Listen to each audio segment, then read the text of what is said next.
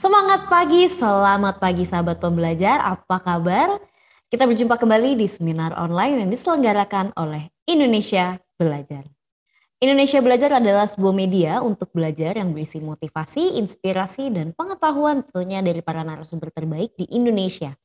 Hadir dalam platform mobile aplikasi yang sahabat pembelajar bisa langsung download di Google Play Store maupun di Apple App Store. Ataupun Anda bisa klik juga di website kita di indonesiabelajar.id ataupun melakukan follow pada Instagram kami di indonesia_belajar.id. Dan sahabat pembelajar juga jangan lupa untuk melakukan follow pada Instagramnya Pak Halim @halimciang menggunakan J. Dan bagi Anda yang memiliki Facebook, Anda juga boleh sekali untuk melakukan like pada Facebook fanpage kami di indonesiabelajar.id.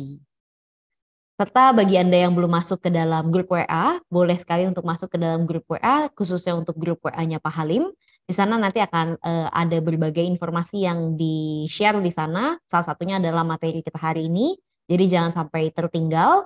Bagaimana cara masuk ke grup WA-nya? Anda boleh langsung tulis saja nomor WA sahabat pembelajar di kolom komentar. Nanti kita akan langsung masukkan Anda di grup WA tersebut. Perkenalkan sahabat pembelajar, nama saya Jessica yang akan memandu seminar online kita pagi hari ini. Dan seperti biasa setiap tanggal genap di hari Senin, kita mengawali minggu kita dengan mengajak dan menginvite seseorang yang luar biasa. Beliau adalah Bapak Halim Ciang, co-founder of Ray Institute, Center for Fitness Excellence, promotor hidup sehat yang bermisi mengajak, mengedukasi, dan mencerahkan sebanyak mungkin orang untuk hidup sehat lebih awal, dalam upaya mewujudkan kualitas hidup lebih baik dan usia harapan hidup pun lebih lama.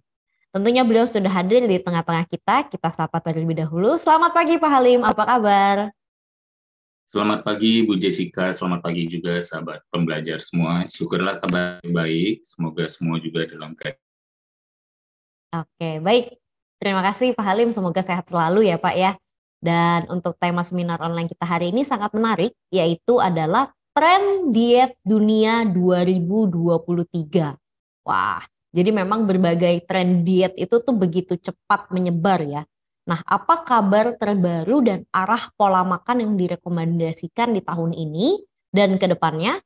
Apakah benar menyehatkan? Hari ini kita akan bahas bersama-sama dengan Pak Halim secara lebih detail dan tentunya tuntas ya bersama Pak Halim. Dan jadi untuk Anda yang ingin bertanya, Anda boleh langsung tulis saja pertanyaannya di kolom komentar. Nanti pada saat sesi tanya jawab kita akan bahas satu persatu. Dan bagi Anda pun yang ingin langsung berbicara dengan Pak Halim itu boleh sekali. Anda boleh melakukan raise hand pada Zoom meeting ini. Nanti saya akan persilahkan Anda untuk langsung berbicara dengan Pak Halim. Tapi apabila ingin diketik, silahkan saja langsung diketik di kolom komentar.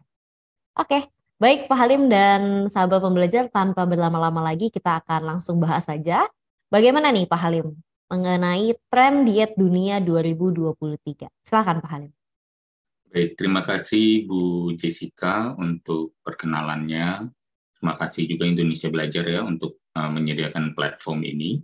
Saya akan coba langsung aja ke topik ya. Kita share screen dulu sebentar supaya ada sedikit struktur untuk apa yang kita bahas hari ini. Nah, tren diet dunia 2023. Sebelum kita membahas lebih lanjut langsung ke topiknya, mungkin ada baiknya saya bahas dulu sedikit basic. Basicnya adalah sebenarnya diet itu misalnya aliran tertentu, dan saya memperlihatkan di sini juga seperti bahan-bahannya atau sumber-sumber yang menjadi pilihan yang dari aliran-aliran tertentu. Yang berarti apa? Yang berarti sebenarnya kebanyakan diet itu tidak jauh dari 4 elemen diet. Kita mengenal ada 4 elemen diet. Ada sumber, yaitu pilihan, mau pilih yang nabati, yang hewani, atau mix, ya, atau misalnya ada juga yang, saya nggak tahu kalau ada aliran diet yang sifatnya penyajian, ya, tapi ada juga aliran diet yang sifatnya jadwal dan frekuensi, dan juga mungkin jumlah.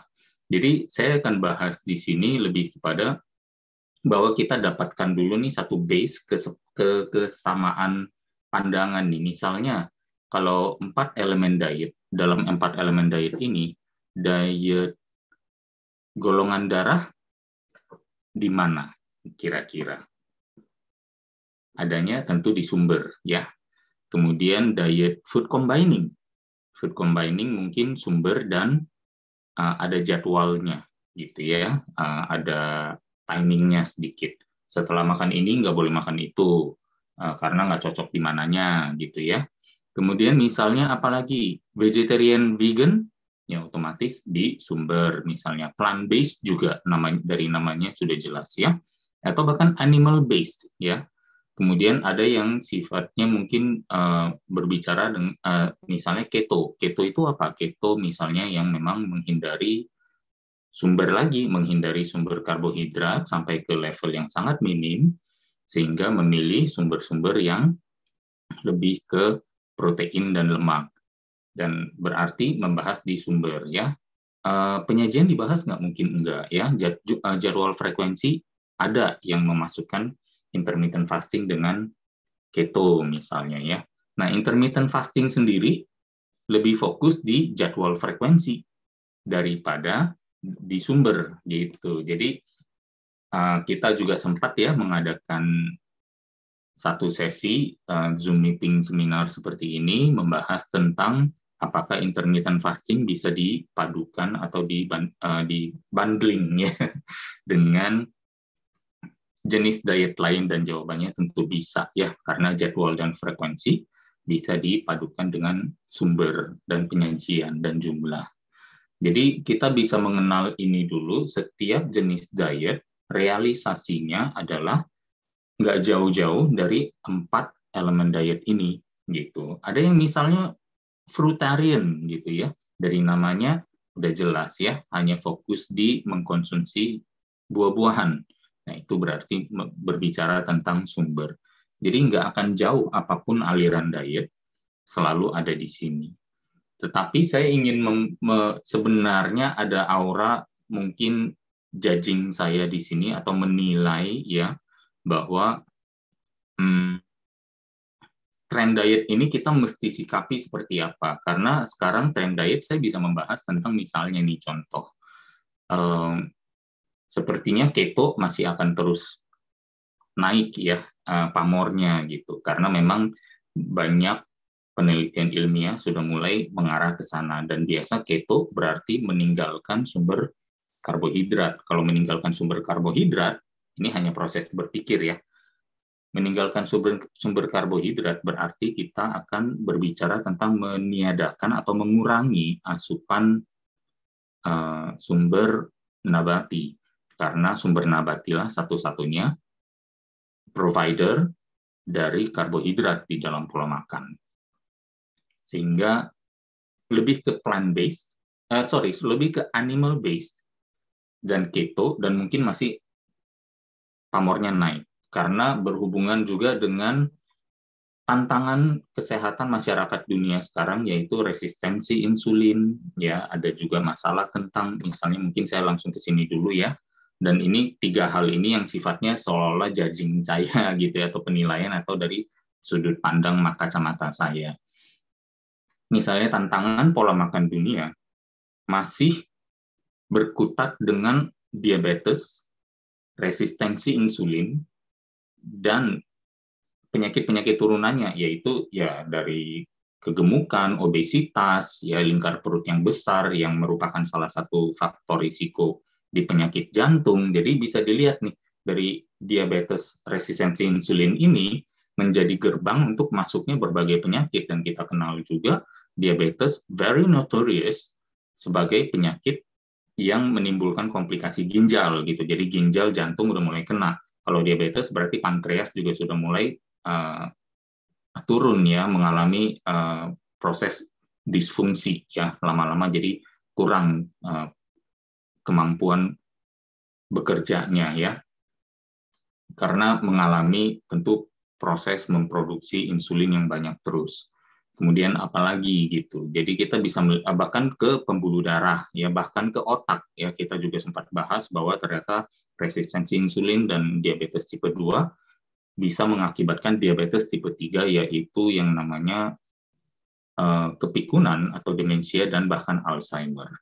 Jadi kita bisa melihat bahwa begitu banyak tantangan yang bisa muncul di sana, sehingga akhirnya menekan asupan karbohidrat menjadi salah satu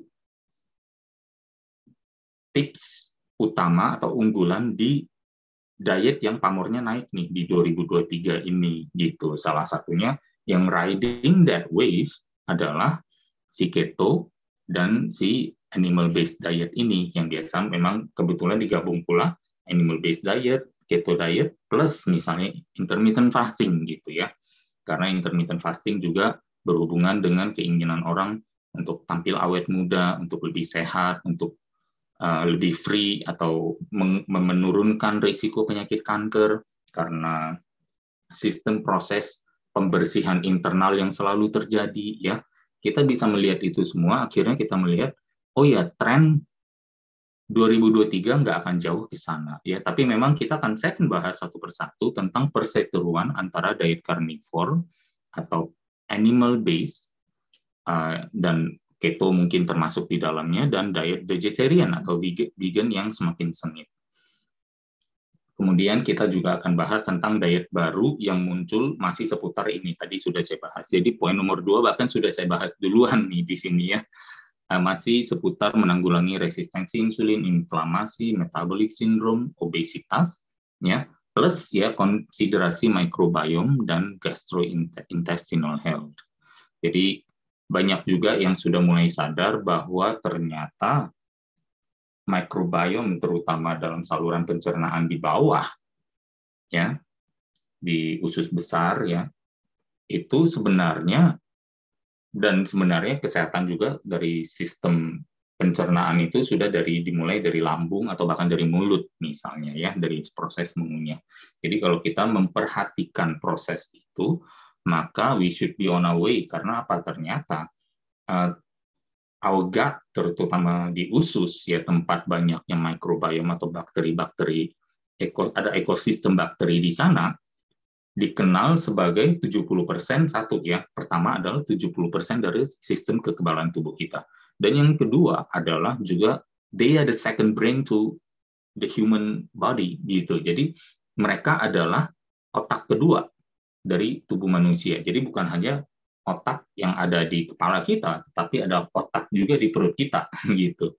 Dengan mempertimbangkan itu semua, makanya diet baru yang akan ngetrend di tahun 2023 ini pasti yang akan memperhatikan aspek-aspek tersebut bagi orang-orang yang hopefully sudah lebih ngerti, tercerahkan tentang diet. Jadi nggak cuma sekedar masih yang, sorry ya, maksudnya pemula yang mengatakan, aduh saya mau diet yang enak, saya nggak mau diet yang menderita. Jadi kalau begitu dan saya maunya diet saya alami, karena enak dan alami maka saya dietnya makan buah saja ya. That's not diet trend ya. Jadi diet trend memang yang hopefully dipresentasikan, diajukan atau dipropose oleh orang-orang yang memang cukup expert, yang akhirnya mendapatkan perhatian karena ternyata manfaat kesehatannya cukup tinggi gitu ya. Dan kemudian yang ketiga saya akan bahas sekilas ya tentang otoritas formal semakin membuktikan mereka bukan penganjur diet yang mumpuni. Makanya apapun rekomendasi diet yang berasal dari mereka baiknya ditinggalkan atau tidak perlu digubris gitu ya. Kalau misalnya mau delve into it a little untuk dilakukan riset dan ternyata ada bagusnya, ya ambil. Kalau enggak, saya most likely 95-99% tidak percaya lagi kepada penganjur diet yang berasal dari pihak yang di sana. Ya. Nanti saya akan jelaskan mengapa. Kita lihat dulu pro kontra dari nabati dan hewani. Yang pertama adalah nabati. Pro-nya adalah sumber nabati itu adalah sumber serat yang baik. Dan kita jelas, saya pernah sampaikan ya dalam seminar, di Zoom meeting ini juga, bahkan di pelatihan Rai Institute, bahwa memenuhi kebutuhan serat ini juga memiliki dampak menurunkan risiko all-cause mortality sampai 20%, which is mirip dengan latihan beban juga.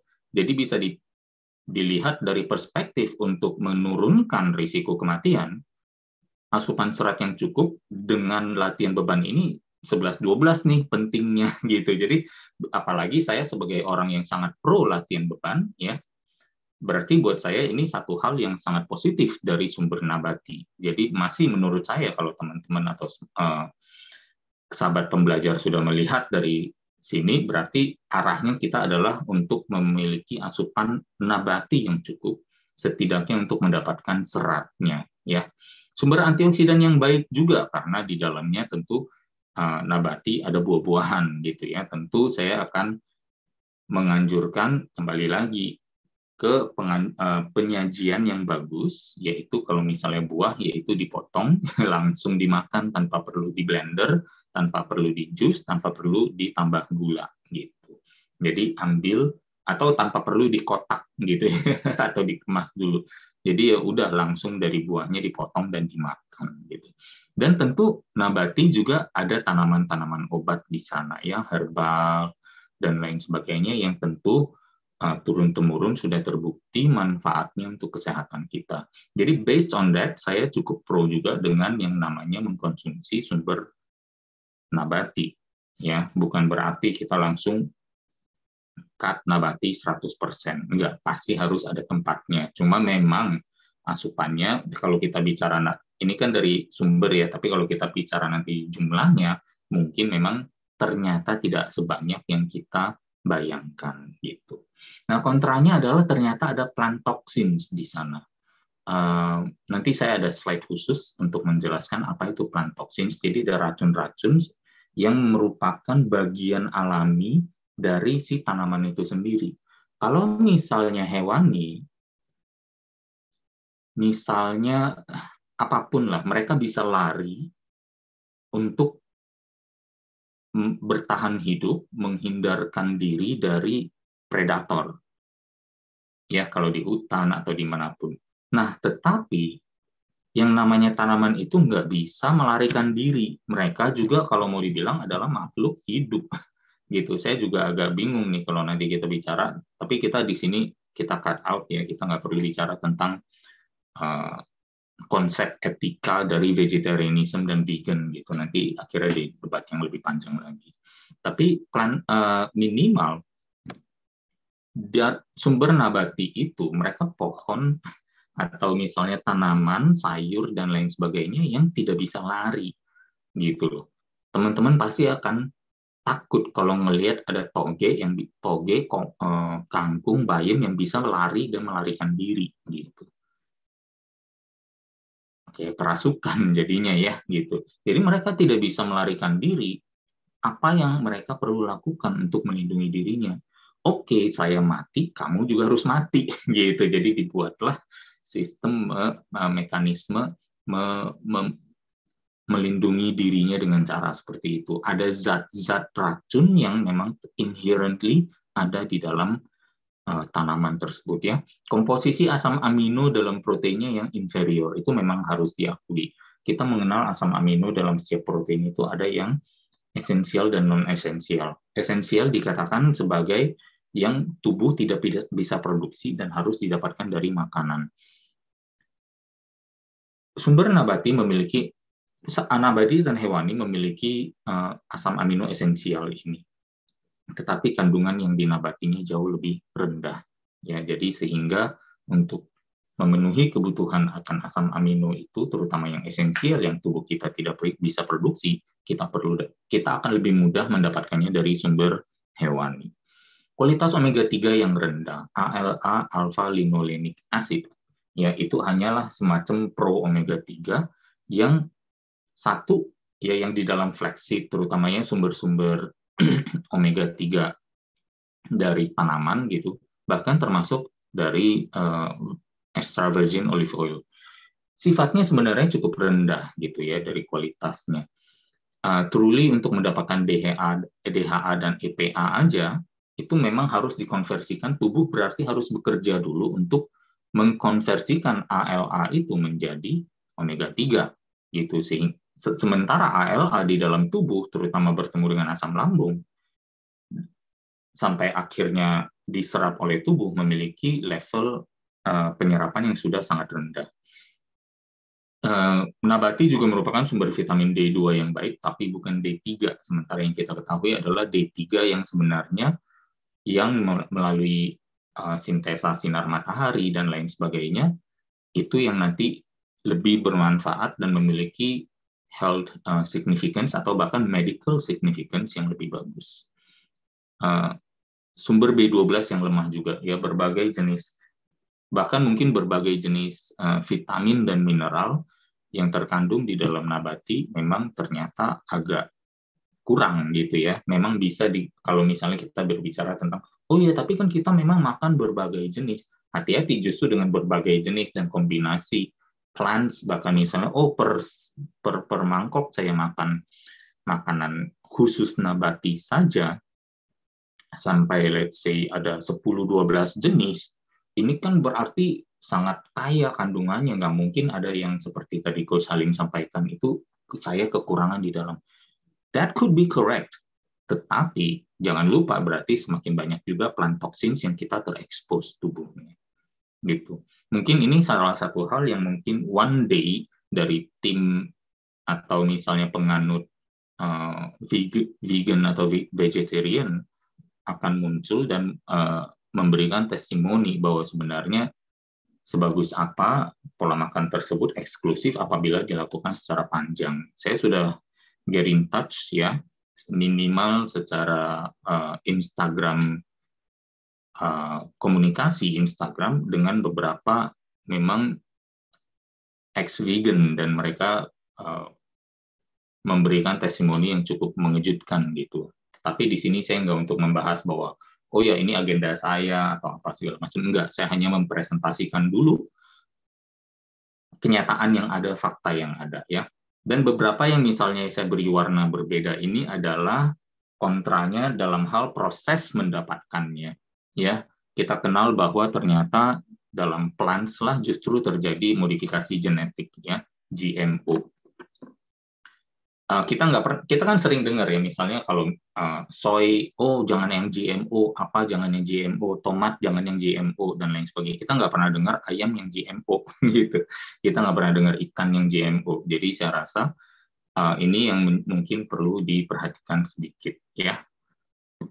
Kemudian adanya penggunaan pestisida yang cukup tinggi sehingga tentunya ada risiko terpapar bukan dari plant toxin saja, tapi toksin kedua, yaitu racun yang dari penyemprotan obat anti serangga ya atau anti hama. Kemudian adanya juga turunnya kandungan dalam tanah karena praktek monocropping. Monocropping artinya apa? Satu lahan yang hanya ditanam itu-itu saja dan tidak menanam yang lain. Sehingga unsur nutrisi yang ada di dalam tanah itu menjadi sangat timpang, yang membuat akhirnya kualitas nutrisi dari makanan yang sama di panen-panen selanjutnya akan lebih berkurang lagi. Dan tentunya dipikir, oh ya udah kita kan bisa aja bikin pupuk yang khusus buat itu gitu. Dan balik lagi, pupuk juga bukanlah salah satu komponen alami. Kalau memang punya kompos alami bagus, tetapi kalau memang ternyata menggunakan pupuk yang sifatnya pabrikan, berarti ada unsur kimiawinya di sana, gitu ya. Jadi just some thoughts to it, gitu. Jadi sebenarnya untuk bisa menjalankan pola hidup nabati saja, itu harus sudah menuntut organik, non-GMO, bukan genetically modified, dan dengan lahan yang ada tersedia sekarang, seberapa sering kita bisa mendapatkan atau seberapa besar kemungkinan kita bisa mendapatkannya. Pro kontra hewani, ya pro-nya tentu sumber nutrisi yang lengkap dan tinggi, ya komposisi asam amino dalam protein yang superior, kualitas omega 3 tinggi omega 3 yang tinggi dan bioavailable juga, sumber B12 dan sumber kolesterol bahkan yang baik. Mungkin ada yang tertawa juga, loh kok kolesterol dijadikan pro sih gitu, karena kolesterol adalah salah satu nutrisi yang sangat penting bagi tubuh dan hanya dimiliki oleh sumber hewani ya. Kenapa kolesterol bagus? Karena kolesterol adalah kebayang nggak, kita itu manusia kan punya lebih kurang kalau nggak salah 6 triliun sel ya. Dan setiap dinding sel kita 30%, which is 30% dari sel kita sendiri. 30-35% dari sel kita adalah kolesterol. Yang membungkus sel kita itu adalah kolesterol. Yang menjadi dinding sel juga. Otak kita, ya berapa persen itu tentu adalah air, sisanya komponen padatnya itu more than 50% adalah kolesterol. Ya, jadi kalau kita tidak mendapatkan cukup kolesterol dan kita begitu takut dan anti akan kolesterol sehingga kita purely hanya dinabati, kita tidak akan terpapar dengan kolesterol yang cukup. Apa jadinya kepada tubuh kita? Hormon-hormon kita, estrogen, progesteron, testosteron, 90-95% adalah kolesterol.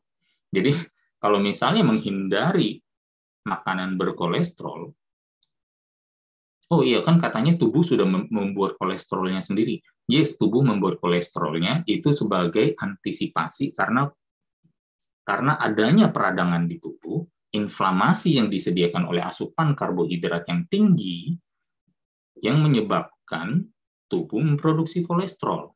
Justru kolesterol yang diproduksi tubuh ini ya yang perlu kita kendalikan. Gara-gara dia tinggi, akhirnya jatah makan dari makanan rendah. Padahal harusnya yang diproduksi tubuh rendah supaya jatah dari makanan yang masuk.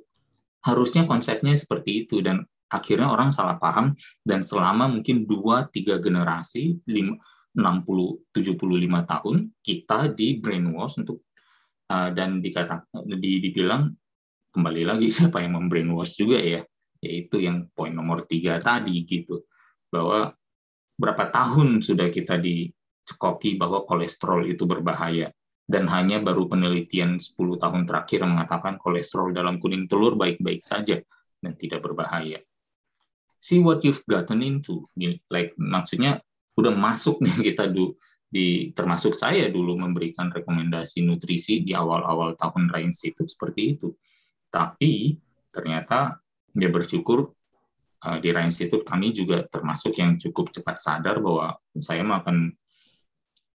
ternyata bahwa saya makan makanan berkolesterol itu yang bagus, sementara produksi kolesterol di dalam tubuh saya lah yang harus saya kendalikan melalui membatasi asupan karbohidrat dari makanan dan membatasi asupan minyak-minyak, biji-bijian yang menimbulkan inflamasi, minyak-minyak pabrikan yang saya sempat presentasikan 2 minggu lalu ya, atau 1-2 episode sebelumnya tentang fats ya, saturated fats dan yang unsaturated.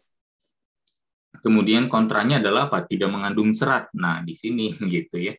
Jadi stance-nya di sini adalah justru kalau sudah kelihatan adalah mengkonsumsi pola makan yang sebenarnya cukup protein, karena dia tinggi, hewani itu tinggi akan protein, maka kita juga nggak perlu banyak-banyak banget untuk memenuhi kebutuhan kita. Dan pada saat yang sama kita nggak perlu banyak-banyak banget juga untuk memenuhi kebutuhan serat kita. That is when nggak terlalu banyak dari keduanya, tetapi mencukupi, kita dapatkan yang namanya kalori defisit, tapi dengan pemenuhan kebutuhan pola makan untuk kesehatan kita. Sumber antioksidan yang terbatas atau inferior. Dan juga tentunya yang menjadi ini kontra yang dengan warna yang berbeda adalah ya ini injeksi dalam praktek peternakannya maupun kualitas pakan yang rendah apabila tidak alami. Injeksi dalam praktek peternakan terutama sehubungan dengan misalnya yang ditakutkan mungkin hormon. Tapi saya bisa lihat di sini kalau misalnya kita berbicara tentang hormon itu sebenarnya mungkin mahal. Jadi apakah worth it gitu ya untuk menginjeksi hormon yang harganya mungkin ratusan ribu sampai jutaan dan berkali-kali supaya si dagingnya menjadi lebih banyak gitu. Atau kadang yang menjadi untuk misalnya ikan, ayam, bukan ikan, jadi ayam dan terutama binatang ternak nih gitu.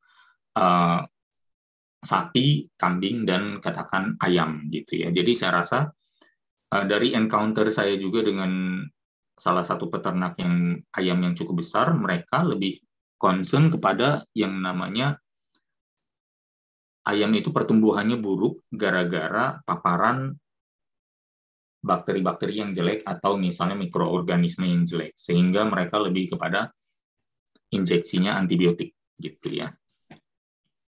Nah, itu yang mungkin menjadi concern. Sementara kualitas pakan yang rendah, yaitu kita harus akui bersama bahwa ternyata bahkan untuk kemarin baru ada video ya, farm di UK saja waktu membeli makanan pakan yang sudah dianggap premium, ternyata di dalamnya masih banyak sisa-sisa potongan plastik gitu ya.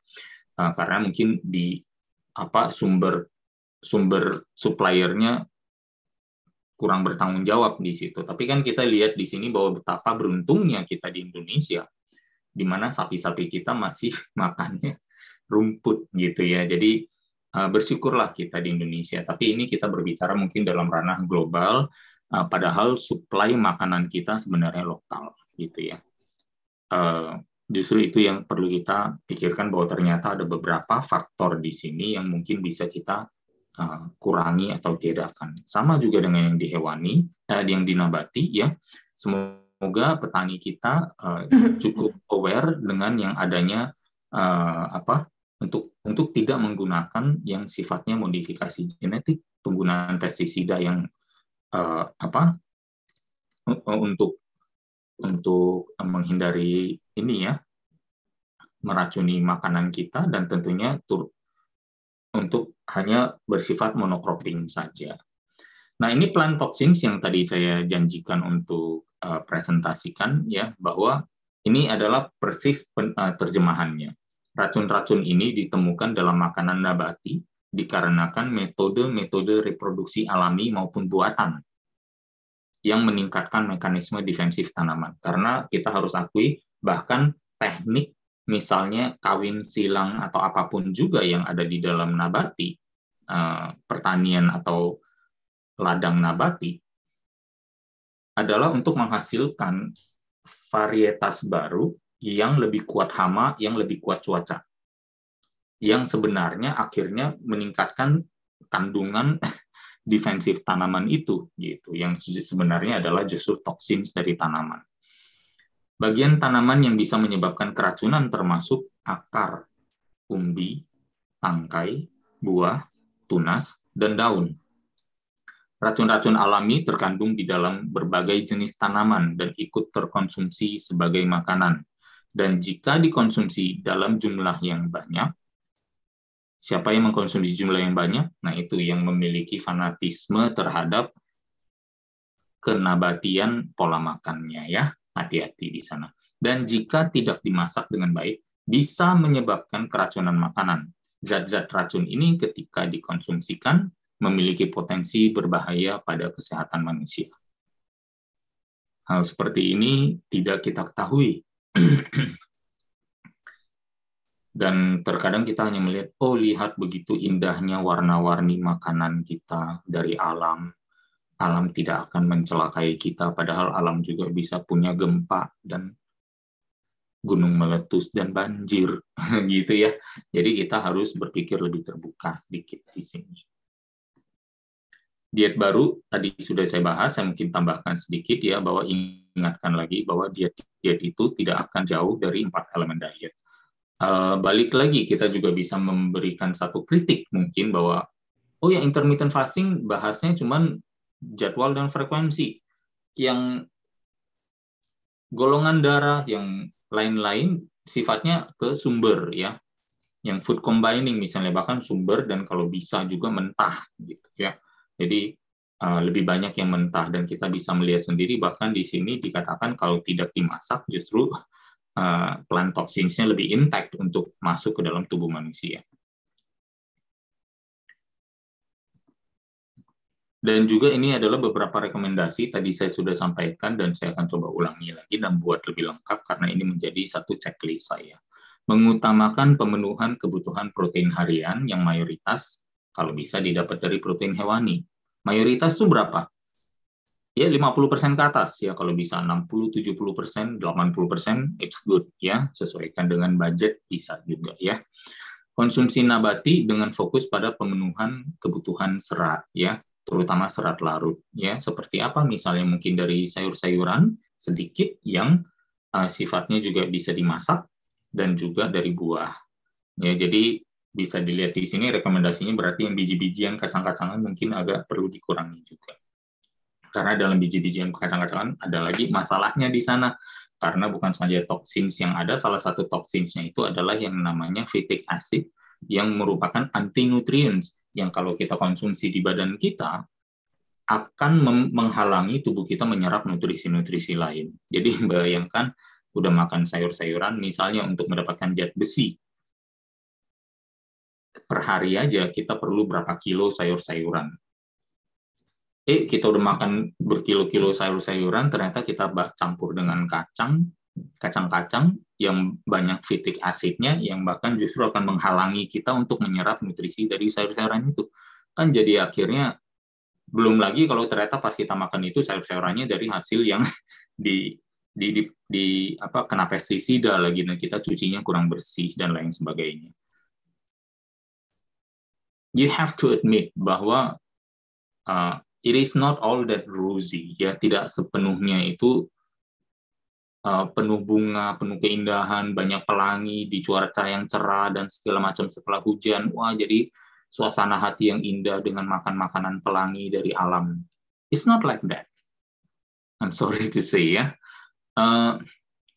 Kolesterol ya, terutama dari seafood, telur maupun protein hewani lain, garam, mentega, minyak kelapa bukanlah musuh apabila kita tahu cara mengkonsumsinya. Saya bilang bukan musuh, bukan berarti boleh makan banyak juga ya. Yang penting balik lagi ya, kita juga perlu fokus pada cara penyajiannya, memasaknya bagaimana ya. Memasak dengan garam, dengan pakai mentega silakan ya, tapi jangan terlalu banyak ya, cukup saja untuk membunuh kuman, untuk matang, untuk bisa dikonsumsi dengan baik, itu udah oke. Ya, turunkan biang kerok inflamasi seluler dan resistensi insulin. Gula sederhana, terutama high fructose corn syrup maupun gula pasir.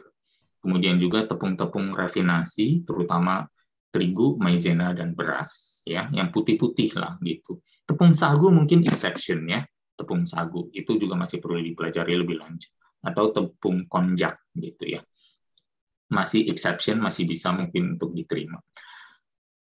Aneka minyak dan lemak proses. Nah, ini juga dibahas cukup ekstensif ya, bahwa ada di beberapa seminar yang lalu bahwa minyak masak yang dipakai oleh rumah tangga ya, kebanyakan yang dari pabrik lah, pabrikasi, sebenarnya sudah memiliki tingkat inflamasi yang tinggi walaupun masih disegel dan belum dipakai gitu ya.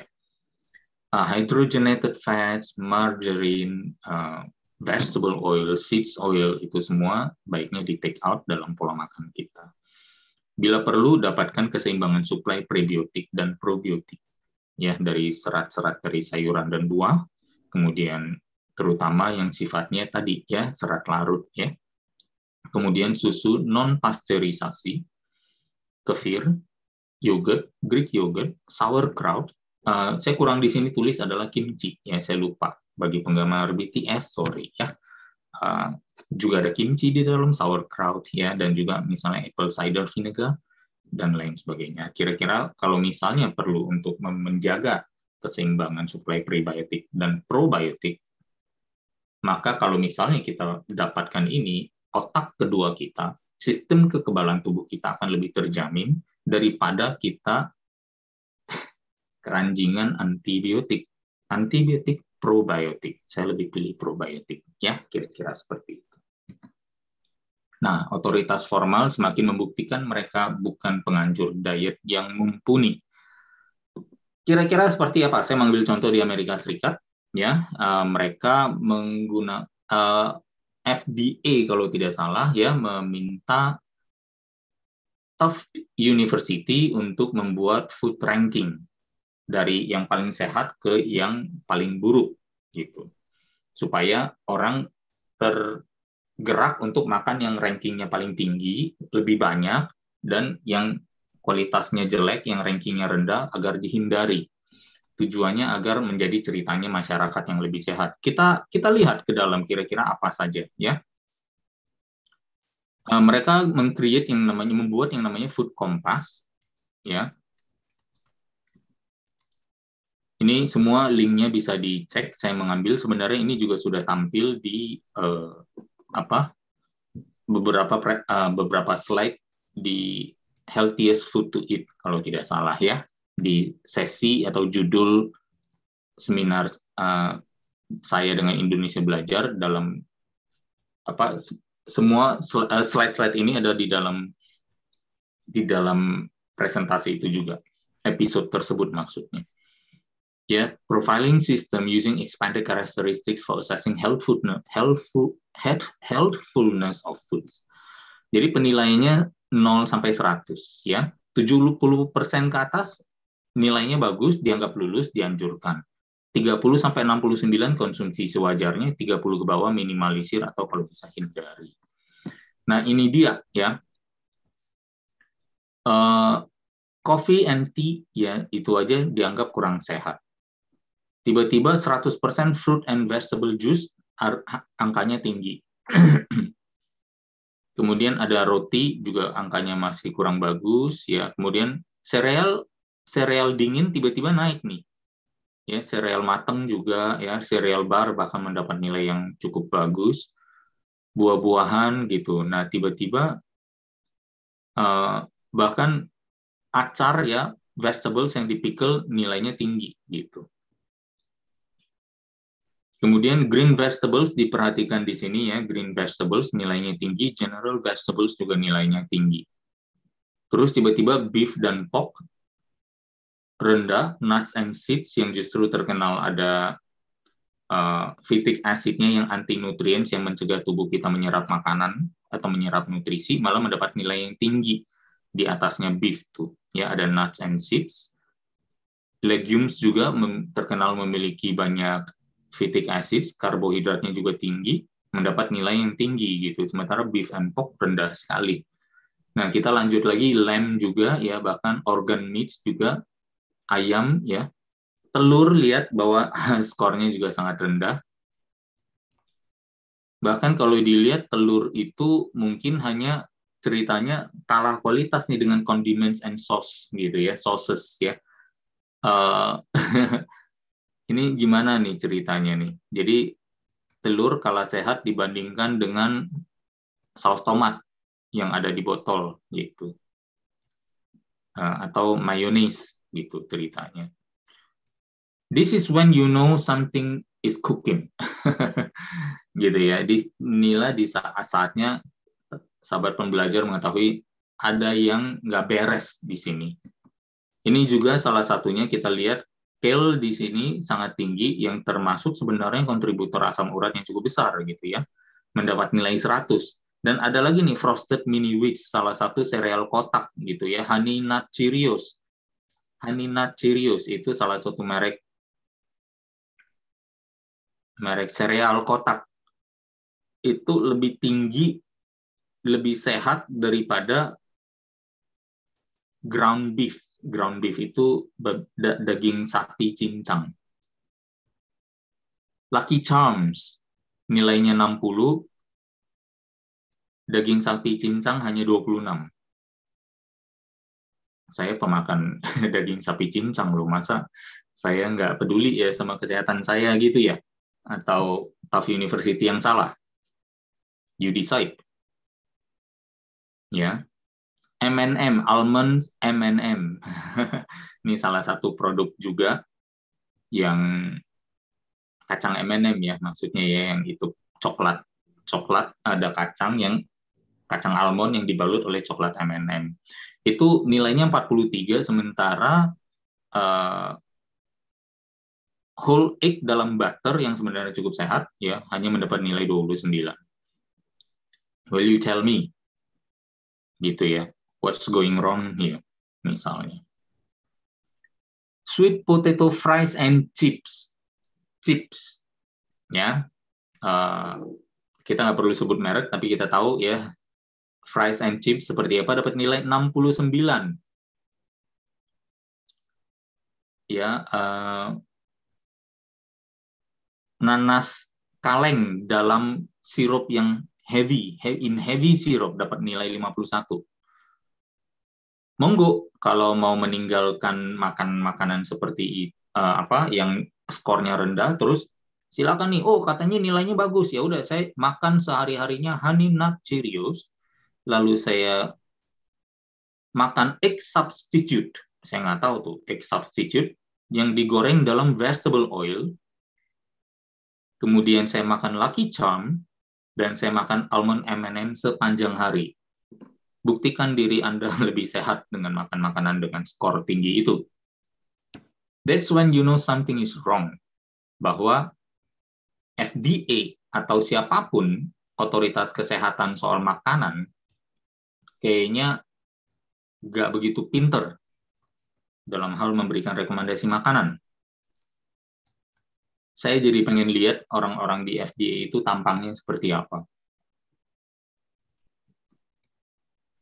Ini salah satunya yang tadi kalau misalnya teman-teman mau tahu lebih banyak tentang plant toxins, ya, The Dark Side of the Plant Kingdom. Ini ada artikelnya, ditulis dengan cukup baik, ada disclaimer juga, bukan untuk menghasut, tetapi lebih kepada do your research, ya. Ada oxalates di sana, ada lectins dan phytic acids, ya. Ada chemicals and toxins yang dihasilkan yang ternyata kurang bagus karena sistem defense tubuh kita juga memiliki defense mechanism, ya, ada anti nutrients di dalam. Jadi be really careful waktu kita merekomendasikan makan sayur lebih banyak, gitu ya. Saya juga harus memperbaiki, mengakui bahwa saya dulu bagian dari yang merekomendasikan makan sayur lebih banyak, to the point bahkan makan duluan supaya waktu lapar bisa makan banyak.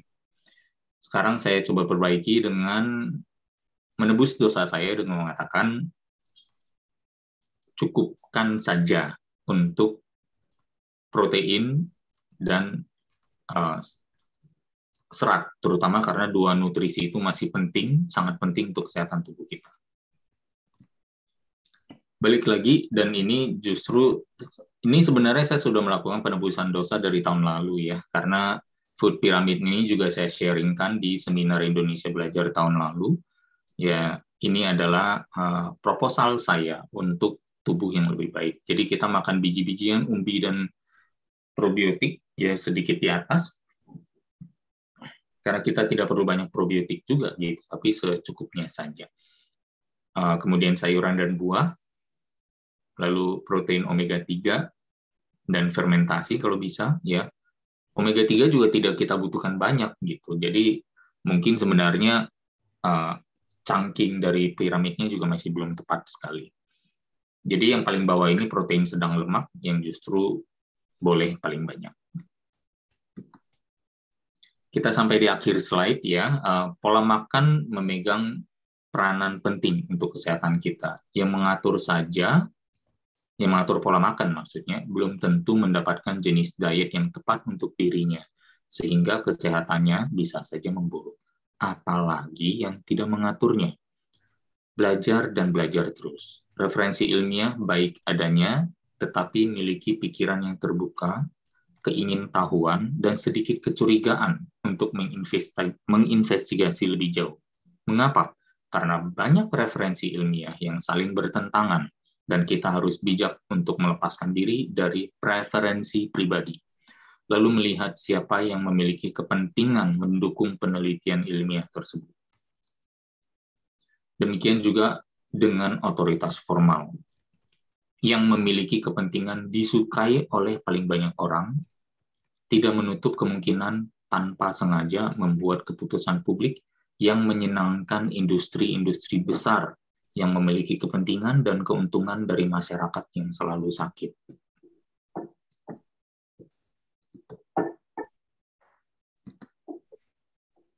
Tren diet bukan untuk berganti haluan. Dalam kacamata kesehatan, pertimbangkan praktek etika moral, pertimbangan praktek etika moral yang lebih tinggi belum tentu mendukung kesehatan yang lebih baik. You know who you are waktu saya menyebutkan itu. Tetapi dengan menjadi sehat, esensinya sehat, kita bisa menjadi manusia yang baik untuk bumi ini. Buat satu tujuan untuk diri sendiri yang bersifat muscle-centric, pola hidup yang membangun komposisi otot tubuh, pada saat yang sama menjaga kadar lemak tubuh di rentang yang sehat. Kemudian bangun pola makan, pola gerak, pola istirahat yang berada di jalur muscle-centric tersebut. Hal ini berdasarkan pengalaman yang ada dan penelitian ilmiah yang objektif, membawa kita ke hidup yang selalu kuat, mandiri, kebal, awet muda, dan potensi umur panjang dengan menikmati health span maupun fit span yang panjang sampai akhir hayat. Jadi apapun tren yang ada, kita bisa melihatnya dengan objektif, lalu menambahkan komponen baru yang memperkaya health and fitness journey kita. Kira-kira seperti ini presentasi dari saya, nggak banyak ya, mungkin saya harap semoga, tapi setidaknya menjawab keingintahuan sahabat pembelajar semua ya tentang apa sih tren ke depan dan sebenarnya lebih kepada bagaimana kita menyikapi tren-tren yang muncul terutama dalam hal pola makan. Ya, semoga bisa bermanfaat adanya, mohon maaf apabila ada kekurangan. Saya kembalikan lagi ke Ibu Jessica. Terima kasih. Baik, terima kasih Pak Halim atas pencerahannya kita hari ini ya. Luar biasa sekali, semoga bermanfaat bagi sahabat pembelajar dan kita semua yang ada di sini. Nah, kita akan lanjut saja ke sesi tanya-jawab, tapi sebelum sesi tanya-jawab saya akan ingatkan kepada sahabat pembelajar untuk masuk ke dalam grup WA kita karena materi Pak Halim yang tadi itu akan kita share ke dalam grup WA. Bagaimana cara masuknya? Anda boleh langsung tulis saja nomor WA sahabat pembelajar di kolom komentar. Nanti kita akan langsung masukkan ke dalam grup tersebut ya. Dan jangan lupa juga untuk sahabat pembelajar subscribe di Indonesia Belajar Official di YouTube kita. Karena nanti juga akan kita langsung masukkan ke dalam YouTube-nya kita. Jadi sahabat pembelajar bisa melakukan menonton lagi dengan seksama untuk materi kita hari ini. Oke, kita akan langsung mulai saja untuk sesi tanya jawabnya. Ini sudah ada dari Bapak Dani. Saya akan bacakan. Tadi ada konten kreator TikTok mengatakan kalau berat badan kita itu stuck saat diet, kita dapat melakukan hack dengan cara makan hanya daging selama 5 hari tanpa buah, sayur, dan juga karbohidrat. Hanya protein. Nah, selanjutnya lanjut ke diet seperti biasanya agar beratnya itu bisa turun. Apa benar demikian, Pak Halim? Terima kasih Pak Dani atas pertanyaannya. Saya serahkan ke Pak Halim. Silakan Pak Halim. Ya, baik. Makasih Bu Jessica. Makasih Pak Dani pertanyaannya. Saya nggak aware dengan hack itu ya, karena kembali lagi fokus saya selalu kepada seperti yang tadi saya bilang ya, muscle centric. Jadi meningkatkan massa otot sambil menurunkan kadar lemak atau menjaga kadar lemak di level yang sehat. Berusaha untuk achieve itu. Jadi patokannya bukan di berat badan sehingga mungkin pendekatannya akhirnya bisa berbeda ya. Kalau stuck hanya melihat di berat badan ya bisa saja gitu. Tetapi ada beberapa ini juga gitu ya yang perlu diperhatikan. Misalnya waktu makan daging tok selama 5 hari, berat badannya bisa aja nggak turun. Karena apa? Karena konstipasi, jadi 5 hari itu nggak pup. Jadi berat badan waktu timbang itu adalah berat pup juga gitu ya, yang nggak turun-turun gitu. Jadi hati-hati di sana kalau misalnya kita berbicara hanya sekedar parameternya angka yang ada di timbangan gitu. Di sisi lain memang mungkin mengajarkan untuk coba lebih aware dengan protein yang cukup, which is good, ya. Tetapi yang mungkin di sisi lain yang perlu dipertimbangkan adalah ini bukan sekedar tactical twist seperti main bola gitu, tetapi ini adalah daily lifestyle yang bisa kita lakukan sepanjang usia gitu. Jadi harapannya mungkin kita bisa melihat dari perspektif itu dan mungkin bisa melihat apakah baik adanya. Kira-kira seperti itu Pak Dani, semoga terjawab. Terima kasih Pak Halim atas jawabannya. Pak Dani semoga terjawab. Apabila masih belum terjawab, boleh silahkan ya Pak Dani untuk bertanya lagi di kolom komentar. Kita akan lanjut ke pertanyaan berikutnya dari Ibu Riz Margareta. Bagaimana dengan ayam potong itu, Coach? Sudah disuntik hormon, apa aman untuk kita konsumsi untuk yang suka fitness sering makan dada ayam? Terima kasih Ibu Margareta. Silakan Pak Halim. Ya, Bu Rice, terima kasih. Untuk ayam potong, setahu saya lebih ke antibiotik yang disuntikkan daripada hormon, karena hormon itu membuat harga ayamnya jadi mahal, gitu, karena harga hormonnya juga mahal. Uh, itu pertama dulu. Tapi memang kalau begitu yang dicari adalah mungkin ayam-ayam yang belum disuntik seperti itu, gitu. Kan ada ya pilihannya. Jadi mungkin bisa mau memilih ayam seperti yang belum pernah disuntik juga bagus ya. Kalau misalnya concern, bisa juga misalnya memilih makanan yang sifatnya alami dari tangkapan di laut. Nah, itu juga kan sebenarnya mungkin mengurangi kekhawatiran kita akan suntikan dari makanan-makanan ternak gitu ya. Pastinya makanan-makanan kita yang berasal dari hewan ternak gitu. Ya, kira-kira mungkin seperti itu. Telur secara umum juga cukup aman ya. Jadi silakan bisa pilih sumber-sumber yang lain untuk mengurangi paparan di tempat yang lain. Tetapi kalau memang kita bisa mengetahui dari mana peternakan itu berada dan kita bisa melakukan visit dulu, wah alangkah bagusnya gitu ya untuk mengetahui ayam yang saya dapat ini dari farm ini bagus nggak sih? Daging sapi yang saya dapatkan dari farm ini bagus nggak sih?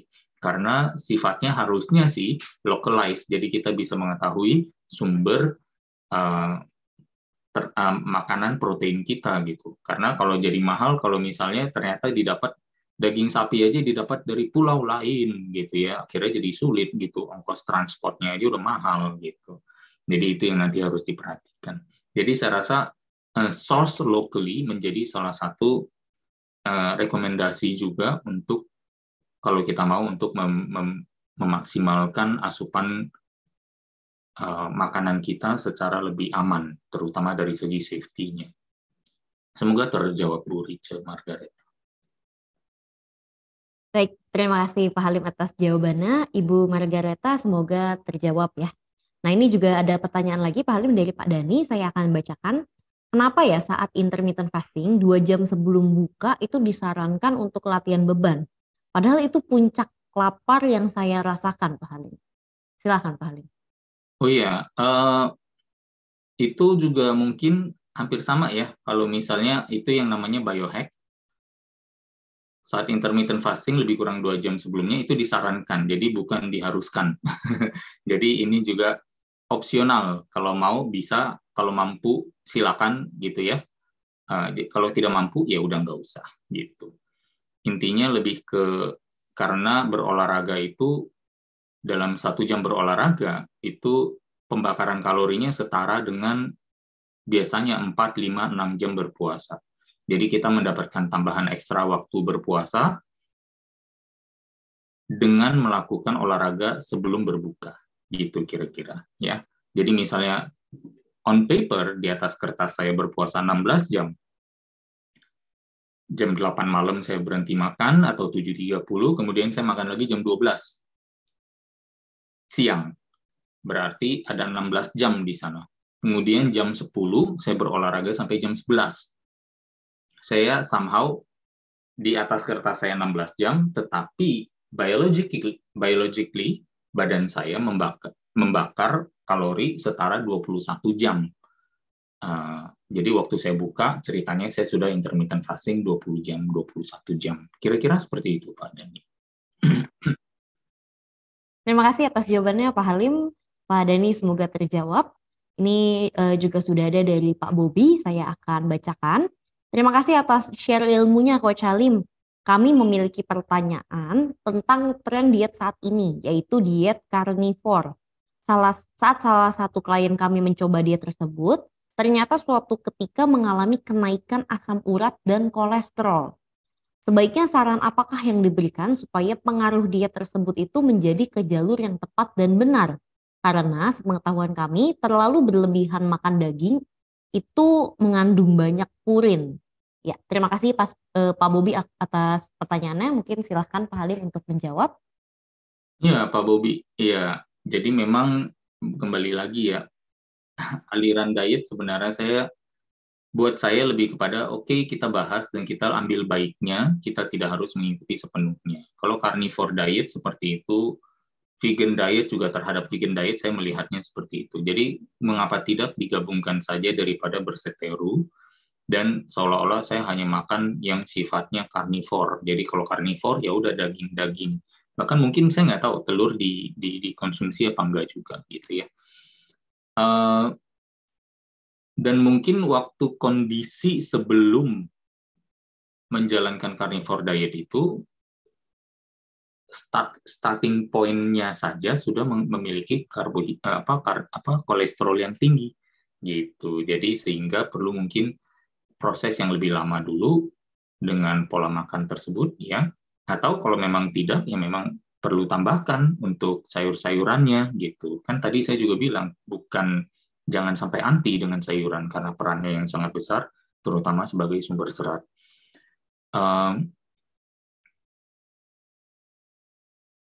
Pola makan harusnya juga mendukung pola kegiatan olahraga. Gitu. Jadi jenis olahraga apa yang dijalankan, istirahatnya sudah belum, bagaimana dengan paparan toksisitas, kita melakukan assessment lifestyle ya.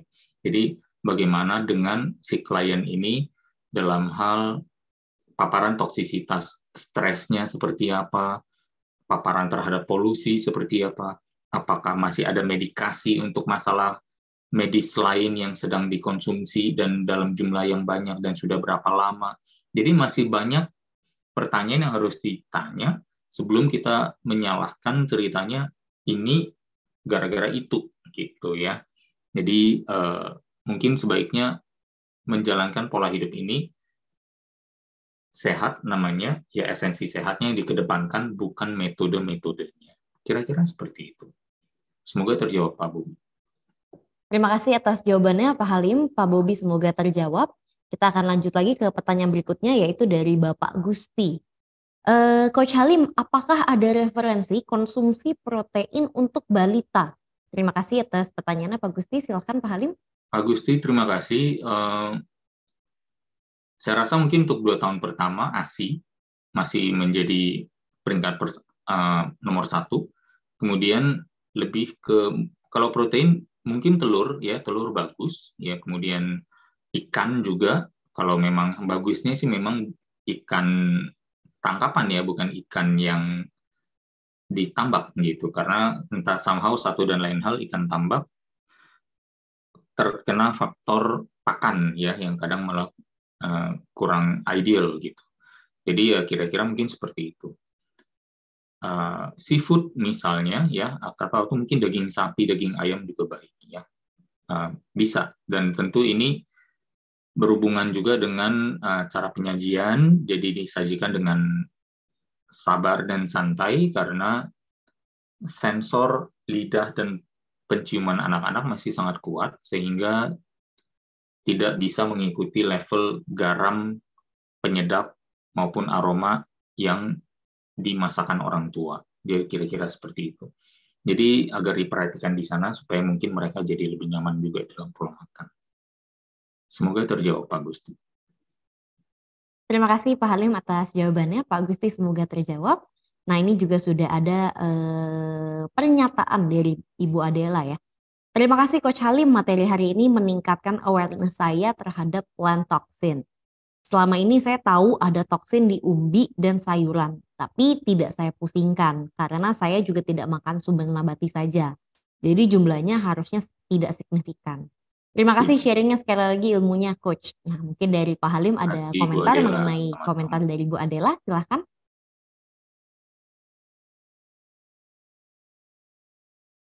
Ya, kalau untuk Bu Adela terima kasih ya. Terakhirnya memang kita selalu dihadapkan kepada yang namanya sumber yang kita dapatkan itu dari mana.